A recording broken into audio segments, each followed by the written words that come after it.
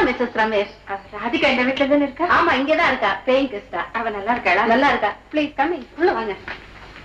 உட்காருங்க. ஆமா, நீங்க யாரு? நான் அவளுடைய அக்கா, மெட்ராஸ்ல இருந்து வரேன். அக்காவா? அவளுக்கு சொந்தக்காரங்க யாரும் இல்லைன்னு சொன்னாலே. ராதிகா, இங்க பாரு யார் வந்திருக்காங்கன்னு.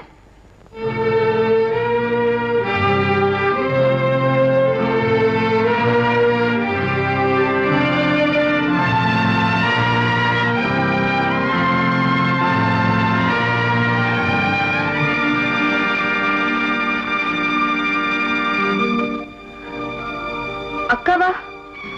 இவங்க யாருன்னு எனக்கு தெரியாது. என்னம்மா அது? என் சிஸ்டர் பேரும் ராதிகா தான். நான் அவ்வளவுதான் தேடிக்கிட்டு வந்தேன்.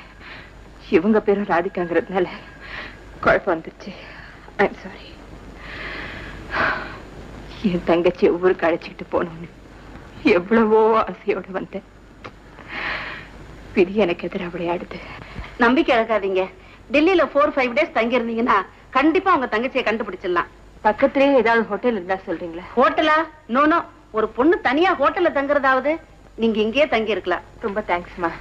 அப்போ அந்த ராதிகாமா ரூம்லயே தங்கிக்கலாமா? அவ ஒரு டைப் ஆச்சே, அவ சம்மதிக்கணுமே. நான் போய் கேட்டு பாக்குறேன். கேட்டு பாருங்க. Madam, may I come in? Yes come in. மேடமா? மேடம் திம்மர் பாரு.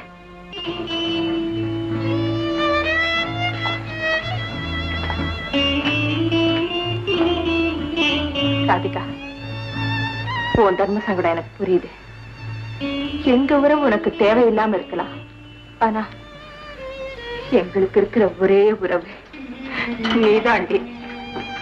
என்ன நீ எவ்வளவுதான் வெறுத்து ஒதுக்கினாலும் செக்கு மாடு மாதிரி உன்னையே சுத்தி சுத்தி வந்தவன்.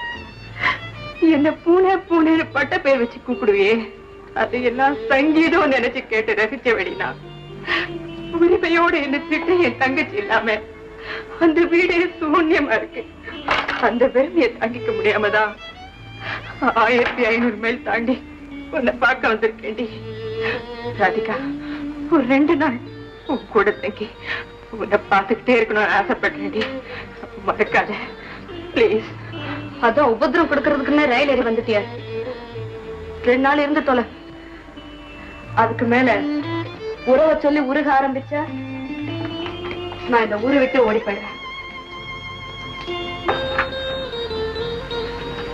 அம்மா அப்பா எல்லாம் நல்லா இருக்காங்களா? நீ அவங்களை விட்டு பிரிஞ்சதுல இருந்து ஏதோ ஒப்புக்கு உயர சுமந்துட்டு இருக்காங்க. ராதிகா, உனக்கு பிடிக்குமேனே திருநெல்வேலி அல்வா வாங்கிட்டு வந்திருக்கேன்.